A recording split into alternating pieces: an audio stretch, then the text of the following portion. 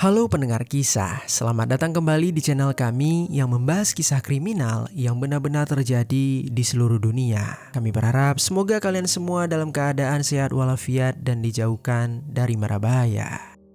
Pada kisah hari ini, kami akan membahas sebuah kasus pengeksekusian yang melibatkan seorang model dan juga tentara militer Filipina, yang mana sang model dieksekusi oleh dua orang tak dikenal di depan rumahnya. Pengeksekusian itu benar-benar terjadi begitu cepat. Setelah melakukan aksinya, kedua pelaku langsung berhasil kabur di dalam kegelapan malam.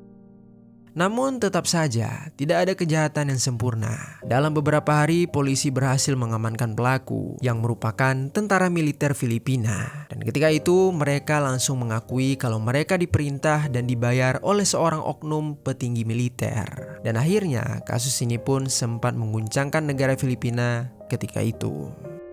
Base sa investigasyon, inutusan umano ni Durante ang kanyang Deputy Brigade Commander na Bagaimana cerita dan kronologi lengkapnya? Jadi beginilah kisah di baliknya. Di kota Davao, Filipina, ada seorang wanita bernama Yvonette Chua Plaza atau yang biasa dipanggil dengan nama Yvonne. Dia berusia 38 tahun dan dia dibesarkan dalam sebuah keluarga yang mapan secara finansial. Bahkan dia juga tumbuh dengan penuh kasih sayang dari kedua orang tuanya. Tetapi di sini kami tidak berhasil menemukan identitas dari keluarganya. Yvonne dikenal sebagai seorang wanita yang sangat cerdas dan selalu berdedikasi terhadap apa saja yang sedang dia lakukan. Di mana sekitar tahun 2011 dia telah menyelesaikan pendidikan sarjana di sebuah kampus yang bernama Ateneo de Davao University dengan mengambil jurusan Business Administration and Management.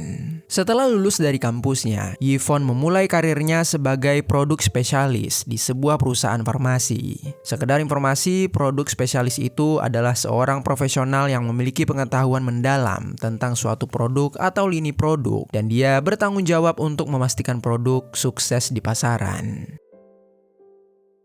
Karirnya tersebut berawal pada tahun 2015. Di mana Yvonne bekerja di sebuah perusahaan farmasi multinasional asal Amerika Serikat yang bernama Pfizer. Lalu setahun bekerja di sana, dia pun pindah ke negara Indonesia untuk bekerja di perusahaan Kalbe Pharma pada tahun 2016. Dia juga bertahan di perusahaan tersebut selama sekitar 1 tahun. Karena pada tahun 2017, Yvonne memilih untuk kembali ke negara asalnya dan bekerja di perusahaan Sanofi, yaitu perusahaan farmasi multinasional yang berkantor pusat di negara Prancis. Di negara Filipina tersebut, Yvonne tinggal seorang diri di sebuah rumah kontrakan yang terletak di kawasan perumahan Green Meadow Subdivision, distrik Tukbok, kota Davao, Filipina. Selama bekerja sebagai produk spesialis tersebut, Yvonne ternyata juga rajin mengunggah foto atau video kehidupannya di media sosialnya. Parasnya yang cantik dan pengetahuannya yang luas membuat Yvonne banyak disukai sehingga dia menjadi populer di sosial media.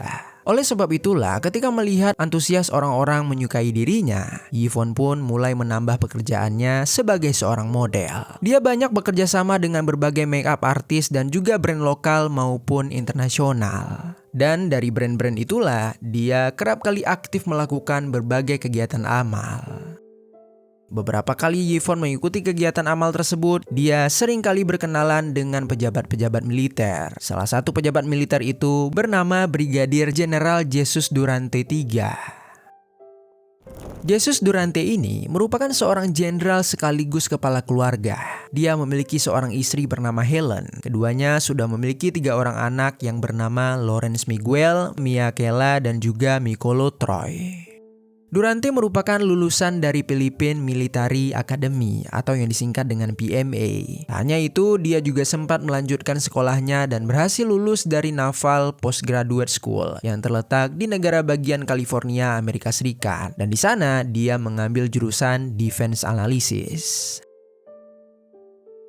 Setelah lulus dari sana, dia melanjutkan pendidikan dan berhasil lulus di Development Academy of the Philippines dengan mengambil jurusan Development Security. Berkat pendidikannya yang mumpuni itu, membuat karir Durante di dunia militer melejit dengan cemerlang.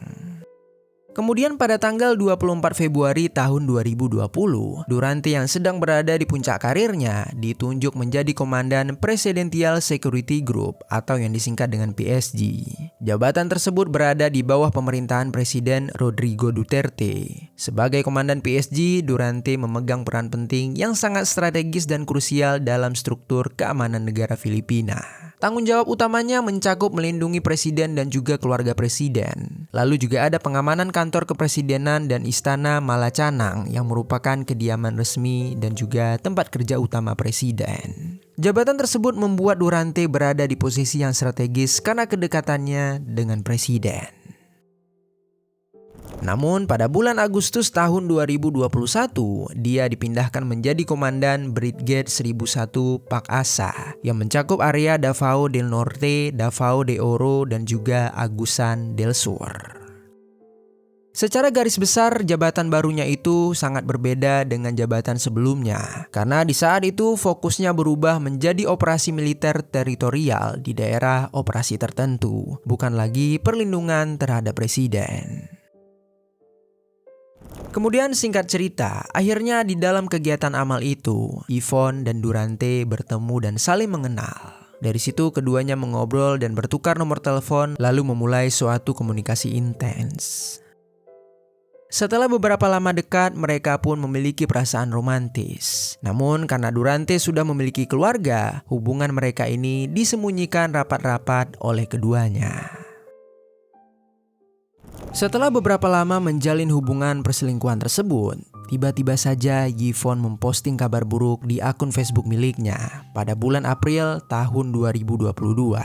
Di dalam postingan tersebut, Yvonne memperlihatkan beberapa foto dirinya dalam keadaan wajah yang dipenuhi dengan luka lebam dan juga memar. Dan yang paling mengejutkan adalah Yvonne juga menjelaskan apa yang telah terjadi kepadanya. Dia berkata kalau dirinya telah diserang oleh seorang komandan militer yang bernama Brigadier General Jesus Durante III. Postingan tersebut dalam sekejap langsung memancing perhatian publik karena mengingat kalau Durante adalah orang penting di negara Filipina. Orang-orang mulai bertanya, apa hubungan seorang model dengan petinggi militer itu? Apakah mereka telah menjalin hubungan gelap yang berakhir dengan suatu kekerasan? Rumor yang beredar itu tidak dijawab oleh Yvonne. Namun hal ini langsung terdengar sampai ke telinga Durante. Durante yang saat itu takut nama baiknya dicoreng, dia pun langsung memberikan klarifikasi. Dia mengatakan kalau dia tidak memiliki hubungan spesial apapun dengan Yvonne. Mereka hanyalah teman biasa yang beberapa kali sempat bertemu di sebuah acara amal. Dia juga dengan tegas membantah kalau dirinya telah melakukan kekerasan pada model tersebut. Lalu di samping itu, entah mengapa Yvonne memilih untuk tidak menanggapi klarifikasi dari Durante. Dia bahkan juga telah menghapus postingan Facebook yang sempat membuat warganet heboh tersebut. Dan akhirnya, rumor tentang keduanya pun perlahan-lahan mulai mereda. Kemudian singkat cerita beberapa bulan setelah postingan itu menghilang, secara mendadak sebuah tragedi mengerikan pun menimpa kehidupan Yvonne. Di mana pada tanggal 29 Desember tahun 2022, sekitaran pukul 7.30 malam hari, Yvonne saat itu baru saja tiba di rumahnya setelah seharian beraktivitas untuk bekerja. Ketika itu Yvonne yang menggunakan mobil putih turun dari mobilnya untuk membuka pagar, karena di saat itu dia berniat untuk memasukkan mobil ke dalam garasi rumah. Lalu ketika berjalan menuju pagar, secara tiba-tiba dua orang pria yang berboncengan dengan sepeda motor mendekati Yvonne. Yvonne saat itu tidak terlalu memperhatikan kedatangan mereka. Namun ketika kedua pria tersebut berada tepat di belakangnya, barulah Yvonne membalik badannya. Dan betapa kagetnya Yvonne melihat pria di bagian belakang telah menodongkan sebuah pistol ke arah kepalanya. Tanpa sempat Yvonne berteriak, pria tersebut langsung meluncurkan satu tembakan dengan jarak yang begitu dekat, tepat ke arah kepala Yvonne. Yvonne yang tak sempat menghindar seketika terjatuh. Cairan merah berhamburan dari kepalanya yang pecah. Melihat Yvonne terkulai tak membuat pelaku berhenti. Untuk memastikan targetnya benar-benar kehilangan nyawa, dia pun meluncurkan satu tembakan lagi ke arah dada Yvonne. Dan akhirnya Yvonne pun tewas di depan pagar rumahnya. Kejadian mengerikan itu terjadi begitu cepat. Sebelum bergegas melarikan diri, kedua pelaku sempat mengambil sebuah tas yang berisi barang-barang milik korban. Dan dalam beberapa menit, kedua pelaku yang menggunakan penutup kepala hilang dalam kegelapan malam. Lalu selang beberapa saat, para tetangga yang sempat mendengar suara tembakan langsung keluar dari rumah mereka untuk mengecek apa yang sedang terjadi. Betapa terkejutnya mereka ketika melihat Yvonne yang mereka kenal tergeletak tak berdaya dengan cairan merah masih mengalir dari kepala dan dadanya. Kemudian salah seorang tetangga memberanikan diri untuk mengecek jalur nafas Yvonne dan ternyata Yvonne telah benar-benar meninggal dunia. Di dalam kepanikan itu, salah seorang langsung menghubungi pihak kepolisian untuk meminta bantuan. Selang beberapa saat, polisi pun sampai di TKP. Di sana, warga yang ramai telah berkumpul untuk melihat jasad Yvonne. Polisi bergegas langsung mengamankan lokasi dan juga mengevakuasi jasad untuk segera dibawa ke rumah sakit. Lalu setelah situasi agak kondusif, pihak kepolisian pun mulai meminta keterangan dari para tetangga sekitar. Mereka mengatakan kalau korban adalah seorang model yang cukup terkenal dan dia bukan warga asli kawasan tersebut. Dia hanya mengontrak di rumah itu. Selain itu, salah seorang warga ternyata juga sempat melihat pelaku setelah beberapa detik penembakan terjadi. Namun sangat disayangkan, dia tidak dapat mengenalinya karena pelaku menggunakan helm dan juga penutup muka. Dia saat itu hanya dapat memberikan informasi kalau kedua pelaku adalah pria dewasa. Mendapatkan informasi itu, polisi langsung mengecek beberapa kamera CCTV yang ada di sekitar. Dan benar saja, seluruh aksi kejahatan tersebut terekam secara jelas di dalam rekaman CCTV. Akhirnya, polisi pun memulai penyelidikan mereka terhadap kasus ini. Dalam waktu singkat, aksi pengeksekusian ini langsung tersebar dengan luas. Masyarakat yang mendengar sangat merasa terkejut karena korban merupakan seorang model yang cukup terkenal di negara Filipina. Beberapa dari mereka juga mulai membuat dugaan-dugaan tentang pelaku pengeksekusian. Mereka mencoba mengaitkan kejadian tersebut dengan postingan Facebook milik Yvonne beberapa bulan sebelumnya, yang mana Yvonne sempat mengupload foto dengan penuh luka di bagian wajahnya dan dia mengaku kalau seorang petinggi militer yang bernama Durante adalah pelaku dari kekerasan tersebut. Akhirnya nama Jesus Durante pun ikut kembali terseret. Kemudian selagi masyarakat mengait-ngaitkan kasus tersebut, pihak kepolisian terus mendalami investigasi mereka.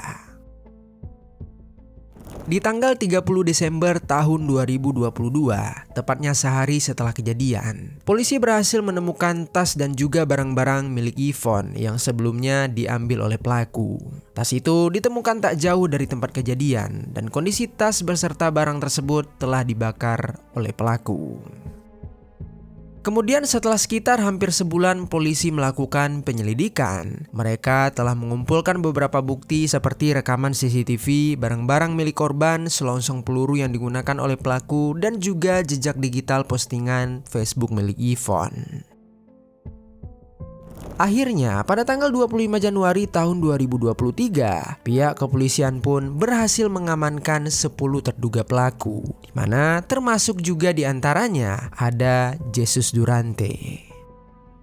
Selain Durante, 9 orang lain yang juga ditangkap adalah yang pertama, Wakil Komandan Brigade Kolonel Michael D. Liciayo, yang kedua, Sersan Staff Gilbert Plaza, yang ketiga, Sersan Staff Delvin Sialsa Junior. Yang keempat, Kopral Adrian Cancero. Yang kelima, Prajurit 1 Roli Cabal. Yang keenam, Prajurit 1 Romar Longakin. Kemudian Noel Japitan. Lalu ada Junior dan juga Licayayo yang merupakan pengawal dari Durante.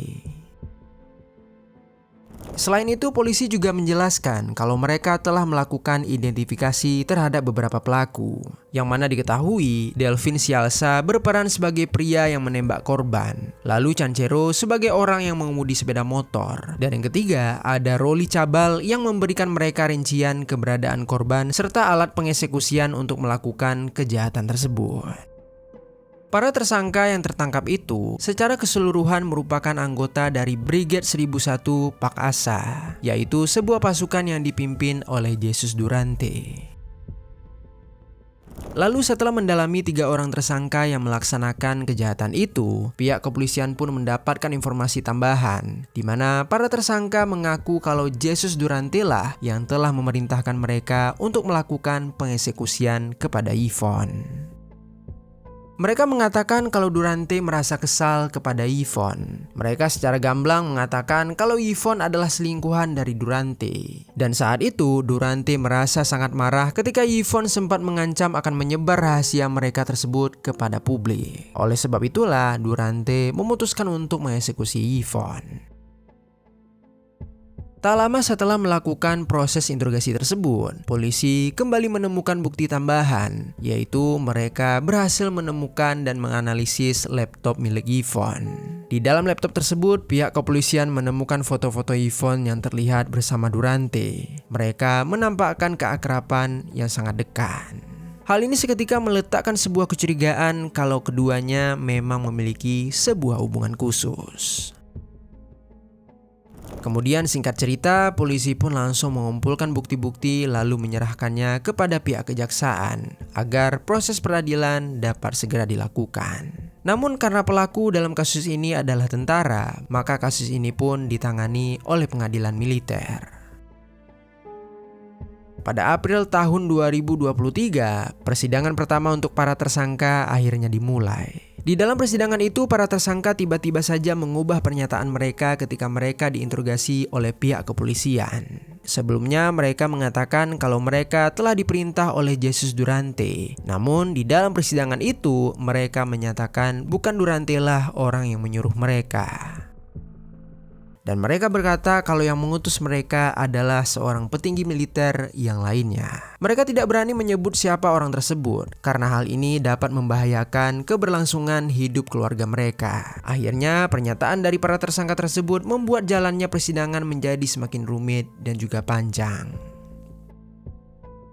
Kemudian hari berganti bulan dan bulan berganti tahun. Persidangan akhir untuk para tersangka akhirnya dilaksanakan setelah dilakukannya beberapa persidangan selama 2 tahun lamanya.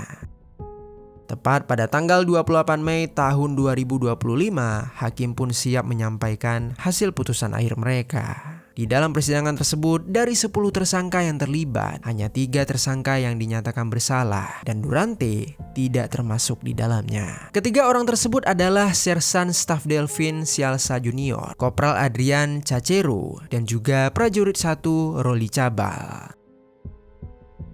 Ketiganya mendapatkan vonis hukuman yang berbeda sesuai apa yang telah mereka lakukan. Delvin Sialsa divonis hukuman selama 12 tahun penjara karena terbukti menjadi orang yang menembak korban ketika itu. Kemudian Adrian Cacero divonis hukuman selama 8 tahun penjara karena terbukti menjadi orang yang mengendarai motor saat kejadian. Lalu yang terakhir, Roli Cabal divonis hukuman 4 tahun penjara karena menjadi orang yang mengintai saat kejadian dan juga orang yang menyiapkan senjata api untuk para pelaku.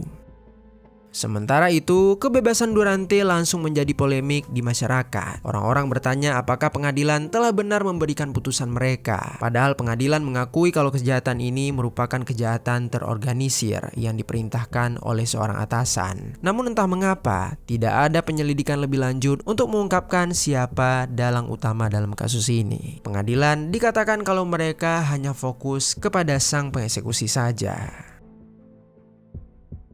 Lalu pada tanggal 2 Juni tahun 2025, ada sebuah organisasi perempuan yang menyatakan kalau pembebasan Durante merupakan sebuah bentuk ketidakadilan terhadap korban. Organisasi tersebut bernama Gabriela.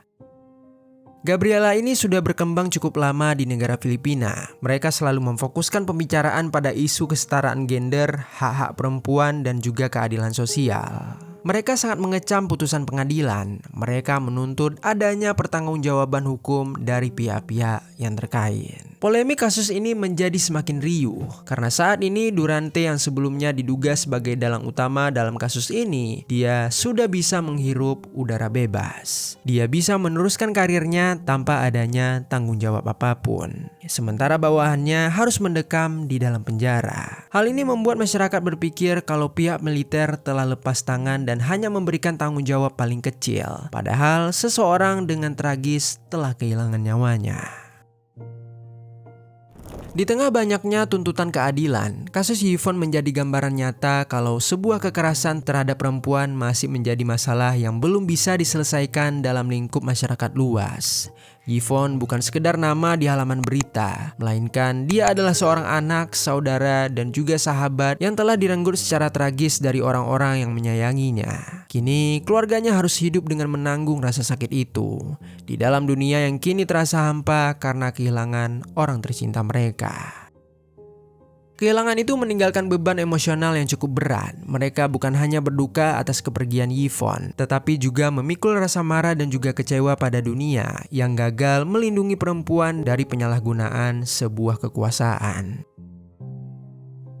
Tragedi ini menjadi pengingat kalau perlindungan terhadap perempuan bukan sekadar kata-kata dalam undang-undang, melainkan tanggung jawab nyata yang harus diwujudkan bersama. Untuk itu, mari sama-sama kita berdoa supaya keluarga korban bisa melewati kesedihan ini dan melanjutkan hidup mereka dengan lebih baik. Serta juga semoga Yvonne beristirahat dalam damai di alam sana.